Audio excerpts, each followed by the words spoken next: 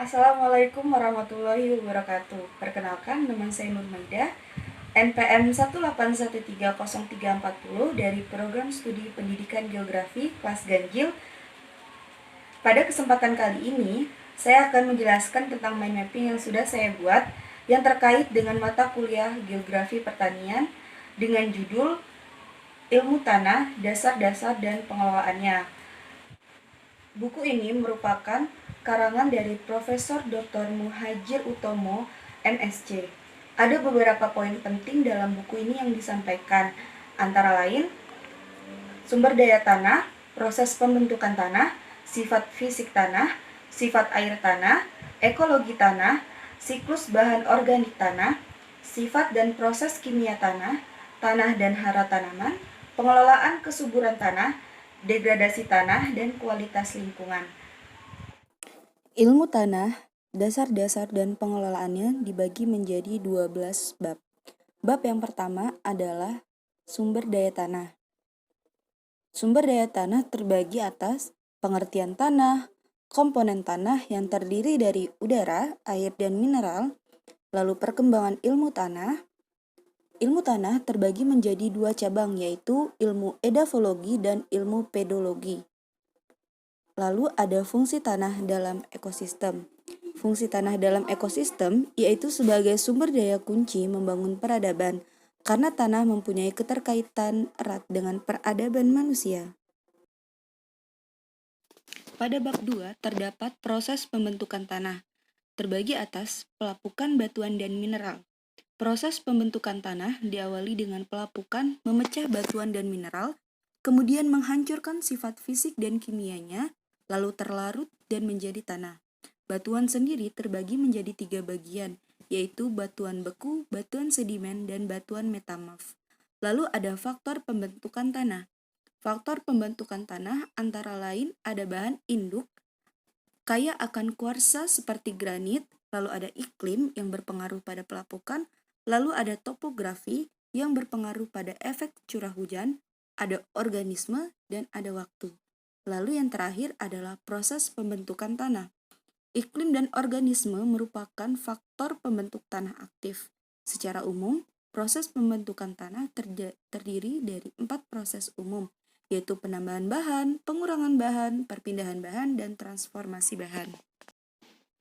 Proses pembentukan tanah akan menyebabkan bahan induk yang semula seragam menjadi tidak seragam. Hal ini terjadi karena terbentuknya horizon.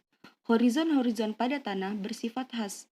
Atas dasar kekhasan ini, maka tanah dapat digolongkan. Pada bab 3 ada sifat fisik tanah. Secara fisika, tanah mineral merupakan suatu sistem alami yang heterogen dan terdiri dari 3 fase, yaitu fase padat, fase cair, dan udara.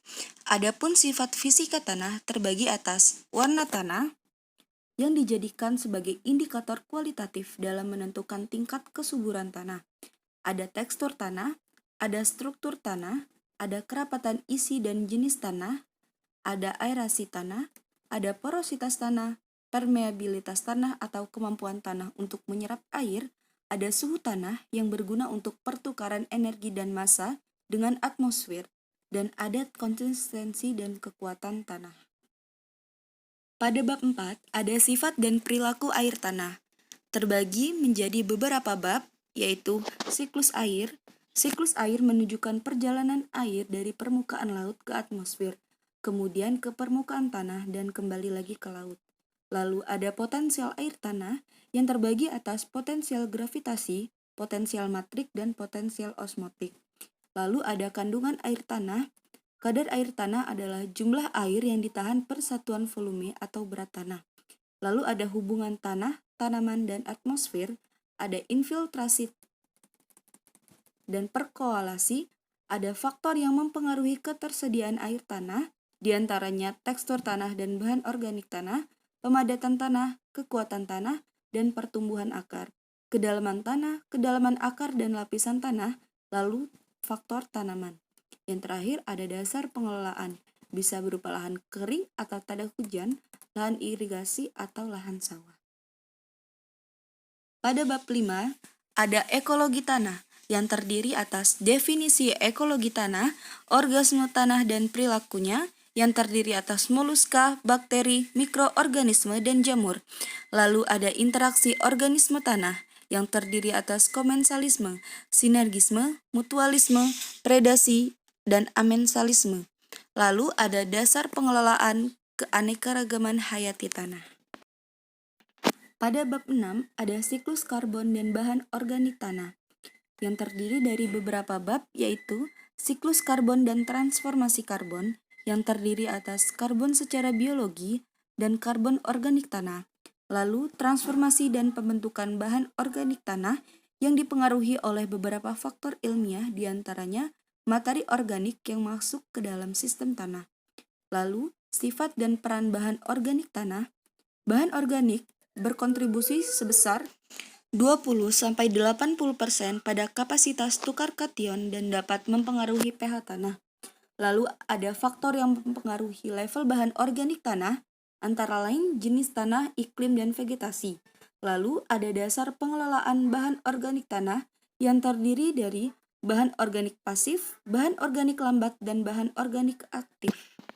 Pada bab 7 ada sifat dan proses kimia tanah yang terdiri dari genesis dan mineralogi clay silikat, tipe dan sifat koloid tanah yang bersifat kristalin dengan bentuk pipih dan berlapis, sumber muatan dan penyerapan kation, kapasitas tukar kation, prinsip keseimbangan, proses reduksi atau oksidasi tanah, proses dan sumber kemasaman tanah, sifat senggaan tanah, pertumbuhan tanaman, dan pengelolaan redoks yang dapat dilakukan dengan cara pemilihan tanaman toleran tanah masam, pengapuran tanah masam, dan pemberian belerang.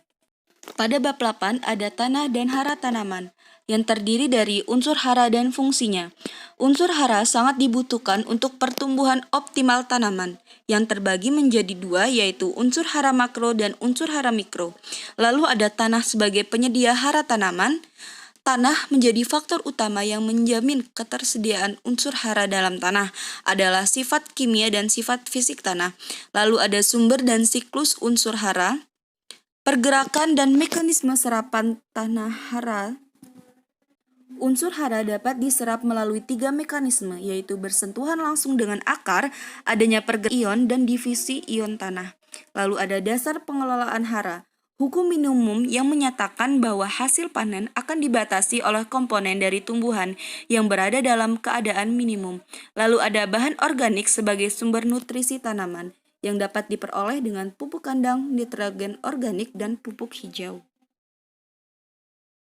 Pada bab 9 terdapat pengelolaan kesuburan tanah yang terdiri dari penentu kesuburan tanah, peran bahan organik untuk meningkatkan kesuburan tanah, pengelolaan kemasaman tanah, pengelolaan melalui kesuburan, dan evaluasi kesuburan tanah. Bab 10 ada klasifikasi tanah yang dibagi menjadi sifat tanah untuk klasifikasi tanah, perkembangan klasifikasi tanah, sistem klasifikasi tanah yaitu USDA dan FAO, lalu ada survei dan evaluasi tanah. Bab 11 ada degradasi lahan dan konservasi tanah yang terbagi atas proses dan jenis degradasi tanah, metode menilai degradasi tanah, erosi tanah, dasar konservasi tanah, dan olah tanah untuk konservasi. Pada bab 10 ada tanah dan kualitas lingkungan yang terdiri atas definisi kualitas tanah, pencemaran tanah dalam ekosistem, memperbaiki kualitas tanah, pengelolaan tanah berkelanjutan, dan perundang-undangan untuk kualitas tanah. Sekian video dari saya, semoga bermanfaat. Apabila ada kurangnya saya minta maaf. Wassalamualaikum warahmatullahi wabarakatuh.